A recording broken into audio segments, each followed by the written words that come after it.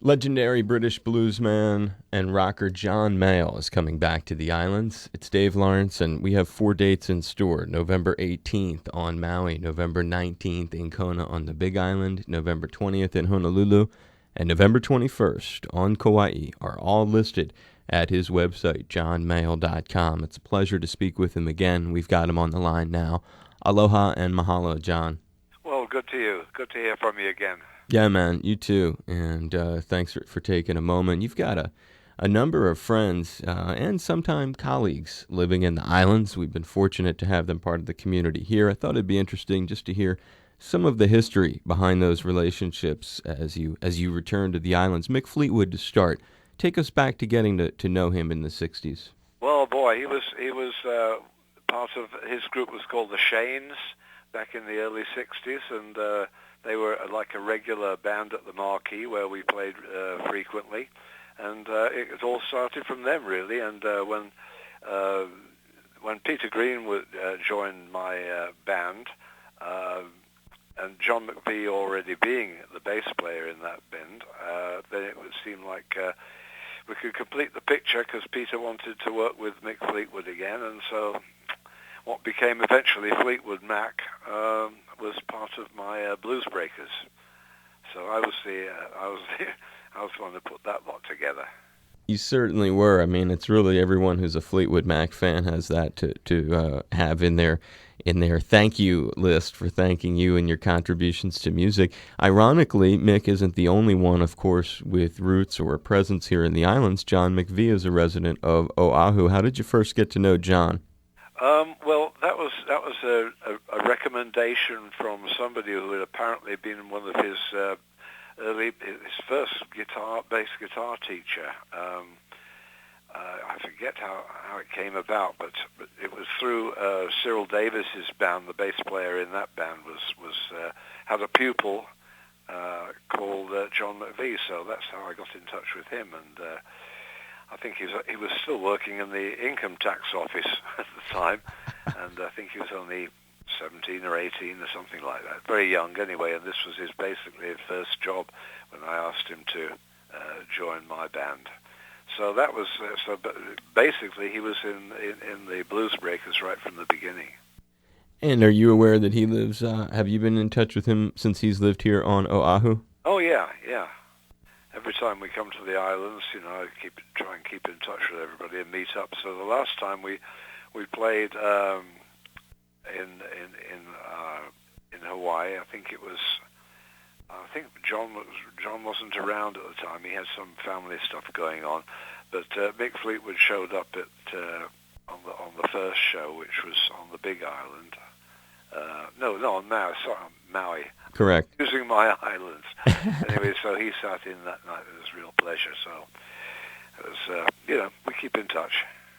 It's ironic that a couple of key parts of the early years of your life are living here in the islands. Yeah, I know. It works out. It is. And do you have any kind of relationship with another longtime music vet in your kind of ballpark, and that would be Willie Nelson? No, I've never met him. He and Carlos Santana are also residents over on Maui. Oh, really? Okay. And Patrick Simmons from the Doobie Brothers? Nope, don't know. No? Well, these are all potential people who just might show up to see the magic when you return there. If you could, when you think about the band today, and you said something key, you said, it was John's first work with you, John McVie. You really had your eye on people and were able to introduce the world, if you will, to some remarkable musicians. Can you run through everybody who's in your group today and tell me a little bit about where on the way this latest lineup gelled? Well, okay, they've been together for the last 2 years now, and the guitar player, Rocky Athos, lives in the same town in Texas that Buddy Whittington comes from. And Buddy Whittington, of course, was the guitar player with me for the last 15 years or more, and so that's how we met up with Rocky, and so he was the obvious choice that I wanted to work with because I really was struck by his unique style of playing. And as regards the rhythm section, Greg Arzab, who I'd worked with before, and he was, of course, the one who was the mainstay of Buddy Guy's breakthrough band, the one that came up with Damn Right I've Got the Blues, which Greg Arzab co-wrote with Buddy. So he was the obvious choice I wanted to have in the new band. And he suggested a drummer that he works with in Chicago called Jay Davenport. And so I just took Greg's word for it that that was a good rhythm section unit to go with. And the only other member of the band is Tom Canning, who's been with me throughout the last, well, must be almost 10 years now. Right. Not always on the road with us, but certainly on all the albums in the last 10 years. Right, doing the recording. That completes the picture, really. So it's an unusual lineup in that it's a two keyboard thing. So I play mainly on the piano, and Tom plays on the organ. But we do switch off on that one. But it's a kind of a nice feel to have two keyboards playing off of each other. I know everybody's familiar with people who have two guitar players playing off of each other, but this is kind of a reversal and more focus on the keys. I like that. That's very cool. It says a lot about you, too. You're willing to share the keyboards like that in the spotlight. Yeah, well, the other factor to it is that with Tom playing organ, it allows me to step out front and feature, harmonica a little more, although I do play harmonica and keyboards simultaneously. But, just to get out front there and just concentrate on harmonica. I like that, and just lay into it like you're known for. Yep, that's it. And on the you got a remarkable JohnMayall.com is John's site, and a lot of dates coming up that are ahead of your return to the islands. And of all the European cities ahead on your tour, where is the seasoned traveler, Mr. Mayall, most looking forward to performing? There are some exciting places. Well, as regards the places that we play, they kind of all blur and blend together because the main thing is we for most of the European stuff we live on the bus, really. I mean, we stay in hotels every night, but that's the thing that you most remember. You get on the bus, you go to the gig, get to the hotel, get back on the bus. So that's the kind of the thing when you're working with no days off. But everywhere we play, we get a wonderful reaction, and if the audiences didn't behave that way, I'd start to get worried. No question. When you think of that, John, on a serious note, the recording, the touring, is it like work that you have to do to support yourself, or is it more like a sense of reassurance and comfort knowing you can do this, that you've got the demand for your brand? Well, the demand is there, fortunately, but it's really neither of those two things. It's just for the love of the music. I just love to get together with these guys, and we have a workout, so it's terrific. And it's nice to know that whatever I do and come up with, the audience is fully supportive. So it's really about the love. It's right there in Mostly about the music, and it's. I always look upon it as when we set off on tour for all our, night after night, one-nighters. It's the adventure of it too. It's just very refreshing. So we do 120 shows or more every year. But because we don't have days off, we can clump them all together, and it only adds up to a third of the year being on the road and 2/3 of the year at home. So you can't beat those odds. No, you can't. And the fact that what you said, you get off on being on the road and living it. Yeah, it's lovely. That's awesome. Yeah, you're a road warrior. And that kind of leads into the name of your last Tough. That's the most recent record, yeah? Yep, that's the one. That's the one everybody should be looking out for if they haven't already got it. And that's really, like what we were just saying. I mean, you're a tough cat to be doing these. And your tour, at one look at your tour, and you can see there's not a lot of nights off there. After and during releasing Tough, what are some observations, as the kind of cat who's been around as long as you have, what are observations you have about the way the recording industry has changed and perhaps where it might be headed? Well, as regards the versatility of the technology, it can only be an asset. I mean, it makes makes recording a lot easier, I think, and there's so much more sophistication as regards tonally and control of everything. With Pro Tools, it's just a lot easier to record and mix, whereas you come back to the very, very early days of the classic Beano album was done on a 4-track machine, bouncing track for track, but I mean that was all they could do. They only had 4-track machines then. What do you see on the other side of that, the business end of doing tough when it came to combating, let's say, file sharing, and in general? How do you see that as either a threat, or is that something that can be tackled? File sharing, I don't know exactly what that means, but I know that the record business is in bad shape because of the ease which people get their music now. But I mean, you have no control over that. So I mean, my concentration on is putting together a great piece of music, a great album, and which represents the best that we can do. And where it goes from there, it's out of my hands. So you're not, I guess I was just talking about the fact that the downloading has made it so that it's almost impossible for a person to sell a new record like they used to. New records anyway, so it doesn't make much difference. Say that again? The record company pay me for an album, but I don't know whether it ever pays them back. But I get a lump sum to cover my costs, and I keep them down to the minimum and work within the budget. That's great. So undeterred. Yeah, well, like I say, it's beyond your control, so you live with it.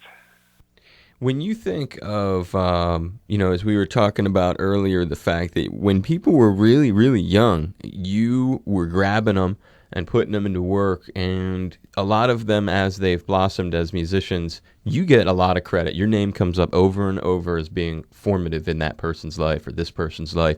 And as you look back now from the position you're in, how did you first get to know Eric Clapton, and now what are the things that you look at as the meaningful experiences as you were both mentoring and exploring music with him? Boy, that's a large question. But I mean, it was very, very casual. When Eric came into my band, he just left the Yardbirds because he didn't like the direction they were heading in musically, and he just was available. And I'd heard the B-side of the Yardbirds records, which was all Eric, a guitar instrumental. That clinched it for me, and it just was the right time. He was available. I made him the offer, and he didn't refuse. But I mean, and now do you see the body of work that he's done is like he's almost, in a lot of ways, it's almost the most complimentary of the cats that you were formative to. Yeah, well, Eric is a genius, and no question about it. He's a total master of his instrument, and it was great to have him back on the 70th birthday celebration, which resulted in that DVD and CD. So it was great working with him again. It's just like no rehearsal was necessary. I hadn't seen him in person for, well, must have been over 15 years, and there was no rehearsal. Just dropped right in, called out the tune, and we were on camera and being recorded. So it's like, the music is the thing that ties us all together. Nothing would be a better example of it than what you just described either. Exactly, yeah. There's something that you have that not a lot of people have. I was hoping you would share with us a bit about the OBE, the Order of the British Empire. What does it mean to you? Well, it was a big surprise to me. It's in England, it's considered a great honor. So I was very, very flattered that out of nowhere I was nominated for that, and had to go to Buckingham Palace to receive it, which was pretty spectacular. But, for a person who's never had a Grammy, I think that most people who've had Grammys have never had an OBE. So, whatever, it's a great honor, and I'm very proud of it. You described the event at Buckingham as spectacular. Describe the presentation. What happened exactly? Well, if you grow up in England, you only ever see Buckingham Palace from behind the gates. So this was quite phenomenal to actually go inside there and see what was inside. So it's a very, very elaborate, and it's a It's a castle, what can I tell you? And who was it who gave you the honor? I guess it's the British government. So, I mean, the Queen didn't stand there and hand it to you. Oh no, she was in Holland that day, so it was Prince Philip. Sorry, not Prince Philip, Prince Charles. Wow, so Prince Charles gave it to you. Yeah, you get that. You get the royal handshake, royal handshake, and the medal, and off you go. I love it. Before we wrap it up, let's give Maggie a plug. How vital is having someone that close to you also in the driver's seat of your professional affairs? Well, it's wonderful. I mean, to have it all within the four walls of our house, to have an office there where she can run all the website and the fan club and all that stuff, and take care of that, and also to get a shot singing on the new album on three or four of the tracks. So a very, very great contribution to the new album too. That's nice. It's nice that you have that double edge, that double facet, I guess. Yeah, I'm sure she's a great singer. So I think that when on the new album where there's chorus vocals, it's she and Tom Canning share those. So it's all within the family. No other outsiders. That's great. Who, finally, do you miss most or feel deserves more recognition, who was important in your life? Oh, I don't know. I think Freddie King comes to mind. We did recently that tribute album to him because of obviously B.B. King and Albert King have seemed to have been most noticed by the world of listeners, and Freddie King seems to me was in danger of being sort of like pushed to one side. So he was undoubtedly the driving force that Eric and Peter Green idolized, and was a very important part with the Blues Breakers right from year one. And you feel that would be the one guy who needs more recognition? Yeah, I think so. Of the major blues players, I mean, his guitar playing was just phenomenal, and everybody should be familiar with his stuff if they're not already. It's very kind of you to offer that. Well, I hope you've enjoyed speaking again. I'm grateful. Big mahalo, John. Yes, well, I'm looking forward to it, of course, and who knows who will show up at the gigs. So whoever does, they'll be most welcome, and we'll make a place for them on stage too if they feel like it. So no stars that you know for sure are going to be showing up? I never know. A lot of people say they're going to come, but circumstances don't always turn out that way. So I just never count on anything, so that whoever does show up from the old days or friends or whatever, I just think it's a nice surprise. As you said from the gig with Clapton a few years back, you don't need much rehearsal at all. Oh no, the blues is a language that all of us know, so there's nothing to it. I love it. Aloha, this is John Mayall, and when I want quality, I know where to turn. You're right where you should be with my friend Dave Lawrence. Okay, nice talking to you. I'll see you when you're here, John. Yep, look forward to it. Be safe.